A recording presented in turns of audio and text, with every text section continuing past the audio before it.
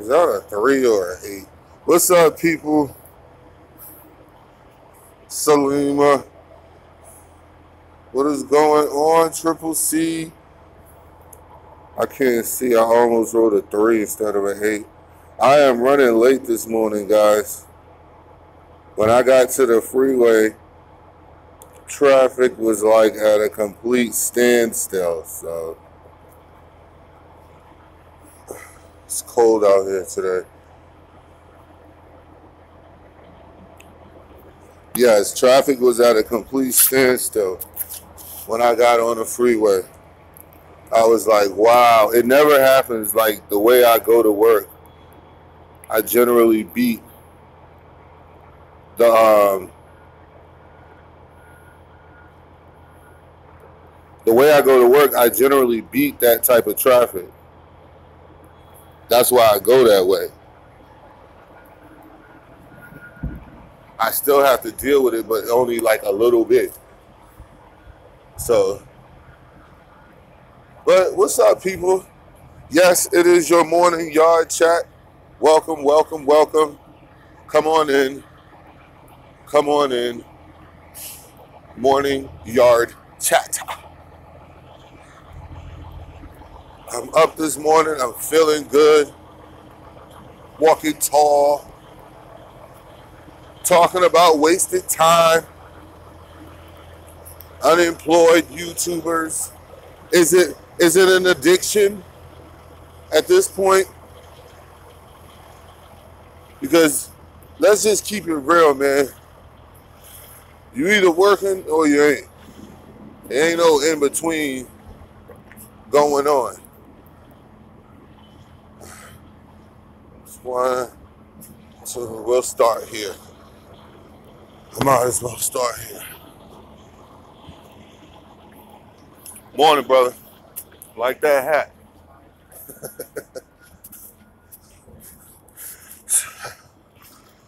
What up, Dorian? I ain't seen Dorian in a second. Well, I ain't been live streaming like that either. So let me keep it 100% real. Okay. How the fuck did I not see this? This is crazy. And it's a big, giant green container. Anyway, I guess I'm used to starting when it's dark. And I see better in the dark. All right, here we go.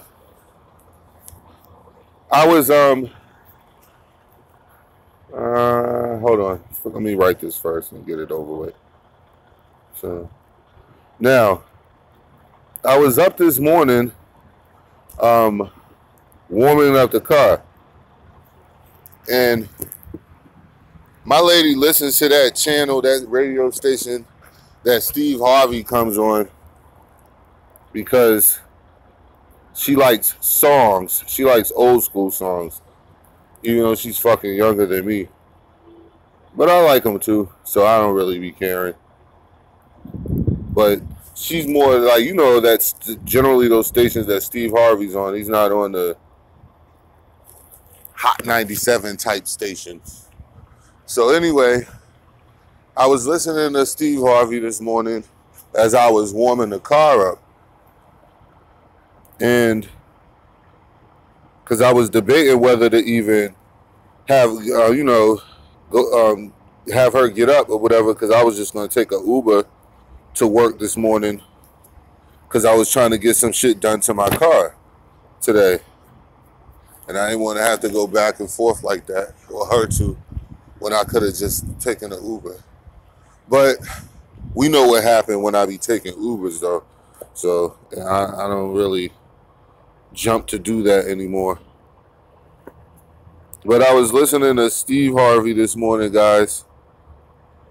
And he was talking about time, and it was crazy. He was talking about wasted time as far as growing up and remembering that his father, it was either his father or his uncle. I think he said his father. You know, he was talking about his father and how his father used to always stress waking up early in the morning, you know, like getting a start on the day. And honestly, you know, he was saying that a lot of If you talk to a lot of old people, they're generally like that. And that I have to give, I will not even argue with, because I knew my grandparents on both sides, except for my grandmother on my father's side, who passed when he was like a teenager. But I didn't get to meet her in person. So anyway, uh, that's true though. Like, just my grandfather, that like from in North Carolina, when I used to go down there from Boston to visit and shit, like, yo, I'm talking about the crack of fucking dawn, yo. It'd be dark outside, and he'd be up and at him, like totally up and at him. 5 o'clock in the morning, 4:30 in the morning, he's up already starting his day. My grandfather on my mother's side, who just passed a year ago, yo, oh my God, up and at him. I'm talking about the crack of dawn, up and at him. And Diddy, he used to work so much. My grandfather used to work so much that he would be up at the crack of dawn working and still worked into 1 in the morning, 12, 1 in the morning. And he didn't work for anybody. He had his own, he was a carpenter, and he was also a property owner. You know what I mean? A landlord. So he was working for himself. All the work he was doing was his work. So for decades, you know, to stay motivated like that, to be constantly working and then working on your work, not somebody else sending you out somewhere or getting the work and you just going to do it or none of that. Nah, you had to go find the work, you know what I'm saying, and then do the work or whatever. So long story short, he was just talking about how his father used to tell him that, hey, you got to get up out of the bed because ain't nothing going to come to you laying in this bed.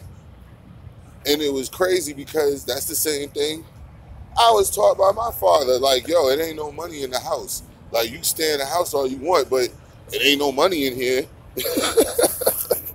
Like, you're not going to get anything just being in here. So it's the same thing that I repeat. It's the same thing I say right now when I address these unemployed black male YouTubers who play YouTube all day. They say things, and son of a, yes, you one of them, nigga. You ain't that. That's not called an employment. I don't call stealing from motherfuckers all day and then hustling people all day employment. But at the same time, shit, he doing something better than sitting around waiting for somebody to give him a motherfucking YouTube check or donate some shit to you out of nowhere.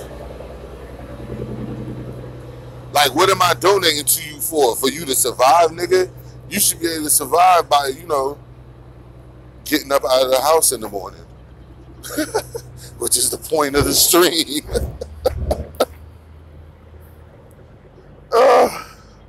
Hold on, guys.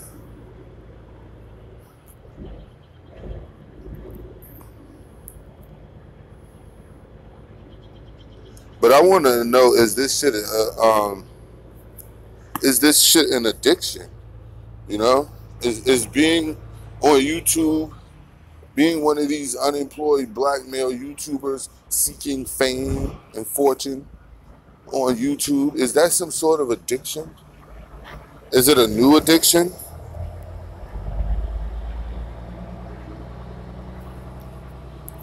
Because I find it awfully strange that it's not one or two people that you could pinpoint this shit happening to. It's not one or two people. It's a whole group of niggas that you could point to that are doing this shit. Whole groups of them. I mean, doing it and doing it proudly.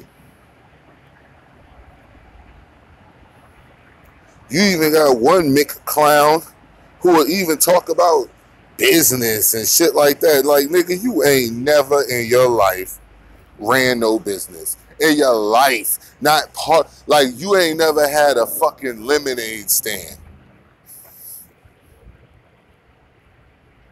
Okay? You ain't never had a lemonade stand. You ain't no hustler. You ain't none of that shit.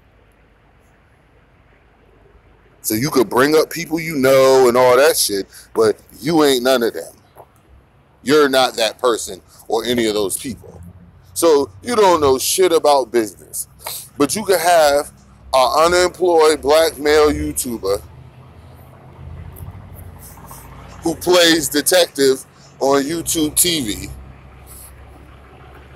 talking about that shit unchecked. This shit will go on. Hold on. This shit will go on a daily basis if no one says anything about the shit. It'll go on. It'll continue to grow. You'll have people have it's people like the I can't wait till he come back. If he decide to come back, the young kid Conscious Speculation, like yo, who openly admit like yo, I was fucking with Kev Gills. He inspired me to get a YouTube page and shit like that. Then you turn around and really look at this person like yo, excuse me, what is he inspiring you to be? Like he found out. It's just an unemployed black male YouTuber. The same as the rest of them. Sabir Bey included. All of them. I think it's an addiction though. That's the question this morning that we're going to raise. Is it an addiction? Is being on YouTube an addiction? Now we seen just recently with another seemingly unemployed black male YouTuber. I don't know whether he is or not. I'm not going to throw that out on anybody. But, like, to be funny or nothing. But it seems that way. Okay, it seems that way. But the point is, of all of this, is we just had a person who YouTube decided to say they can't play anymore for a while. Okay?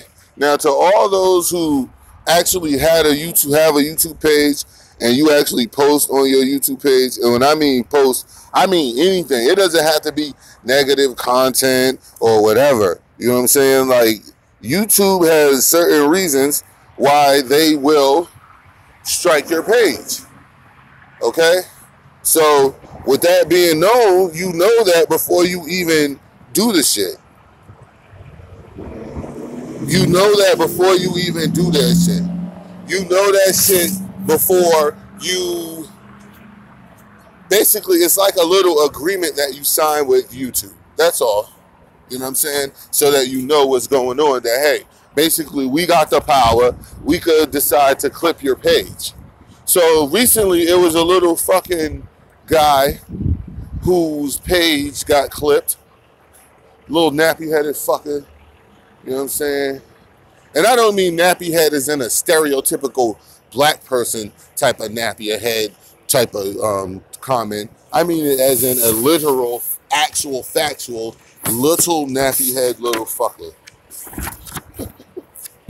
Got knocked off YouTube. So once he got knocked off YouTube, he began to come into people's comment sections with this rampage. Now, my point to all of that shit is, who gives a fuck, G?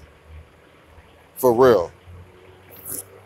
But the way he was reacting, I could tell that that was genuine. Like, this nigga was really hurt about that page. Now, I could see if you was doing nothing but positive works and you had a whole network on your page and you was doing certain shit and it was popping. Nigga, you wasn't doing nothing on that page but just putting everybody's name in the fucking title to try to get fucking views because you seen everybody else banging on certain people for whatever the reasons we bang on them, and you decided to jump into the fray on your own and call yourself a teammate and be a part of it, and you were wild saying kooky things out your mouth and people got tired of hearing it. And I guess, this is what I guess, and you're gone. So what this person does is go on some fucking emotional tirade about how I'm responsible and other people are responsible for what's going on. You know, like, or why you got kicked off of what you got. Like, it's not, the whole point of the conversation is, yo, it's not that serious, G. It's just fucking YouTube.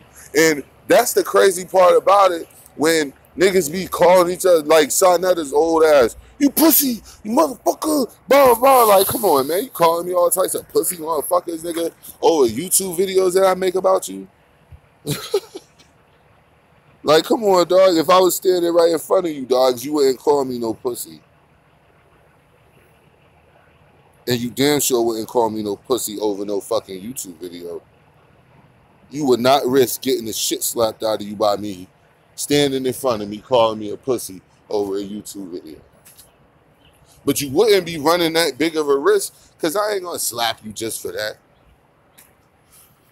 I told all black people, man, I cut brothers slack and sisters slack because I know we fucked up. So if I know we fucked up, I can't just react to you the way I would react to a whole sane person coming at me like that.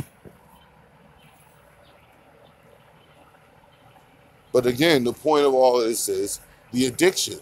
Like, the only reason that Sonetta reacts the way he reacts is because he's addicted to this shit. He's like, nigga, you can't be taking away my drug, nigga. I'm addicted to this YouTube shit. You can't take away my power up here. I think it's a real addiction. It's no different than the phone thing, you know?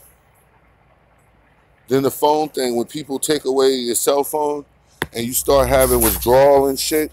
Like, it's the same thing. It has to be. It has to be along those lines. Similar. Well, it seems to me that it would be along those lines. Seemingly along those lines.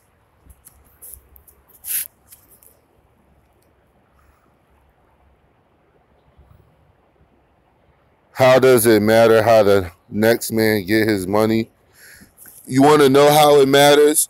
Okay, no, you sound crazy if you think it doesn't matter. But I'll explain it to you, because you must not understand. I'm not going to call you names and shit like other people do. I'm just going to say you must not understand. It matters because, oh my gosh, for the last time, man. Whether you know it or not, whether you accept it or not, how I'm perceived and how I act in the world is translated into my brothers that are on this planet with me. Like, right now, we kind of looked at a certain way, and it's not even our fault. So if I'm going to walk around, I'm going to treat myself, my family, in a certain manner where there's a certain respect that's supposed to be given to me. It's supposed to be given to my brethren. That's why if you look at my friends, they all act the same way. We all conduct ourselves the same way. We all raise our children. We all don't beat our women and shit like that. Like, it's a certain type of man that you're supposed to present to the world, G. And if I continue to do that, and brothers like me continue to do that, then we could keep changing this perception. We could fight this propaganda that tries to make me and my sons and my friends' sons and my nephews and cousins look like a certain type of man that we're not, G.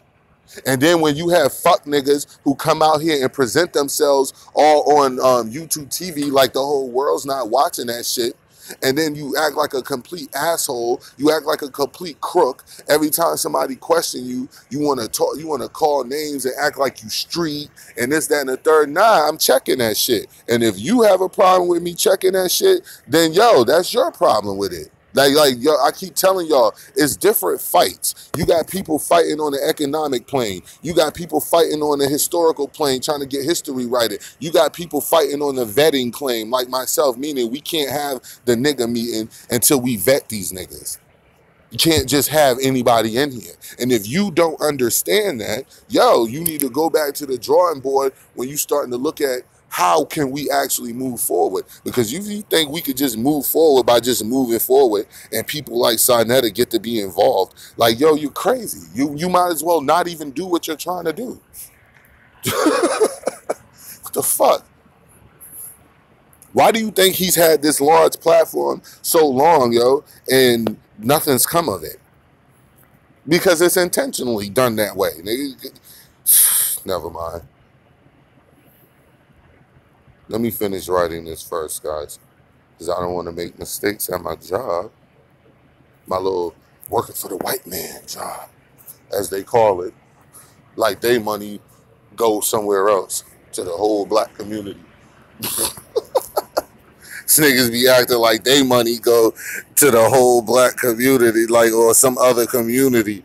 Nigga, you work for the white man just as much as everybody else do.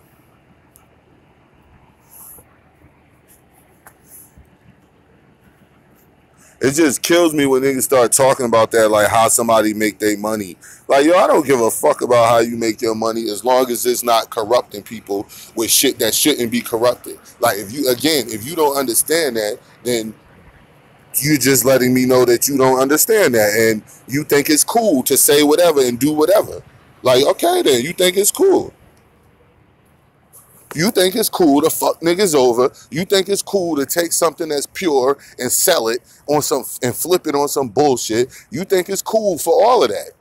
You think that's no problem. A nigga should just be able to do that to his own people and nobody say shit about it. That's what you think. And I don't agree with that. And the reason why shit is fucked up is because people who don't agree with that have not been saying anything about it. The reason why things are getting shuffled now, the reason why you even over here right now talking to me about this shit is because I'm making an impact, because I decided that it's not going to go down that way. You're not going to keep doing this shit all over fucking YouTube TV, having me and everybody look like we all run around talking that bullshit that you talking. Nah, because that's what they do. They lump us into categories. Again, I'm not saying it's your fault. I'm not saying it's my fault. I'm not even saying that shit's fair or fact or correct. I'm just saying it is a fucking reality, and it is something that we have to fight against and combat against. And fucking allowing niggas to do that shit unchecked. Like, yo, what are you really doing? Like, how irresponsible is that? For real, man. That's irresponsible as hell as a fucking adult. Man, how you care about how somebody else getting? Yeah, nigga, I don't care. Long as it's not a nefarious fuck reasons how you acquiring this shit. And especially if you're not diluting the mind, if you're diluting the minds of my people to do that shit. You can kiss my ass, nigga. I'm going to say something every time. Derrick Jones Talks Live. This has been your morning live stream. Peace.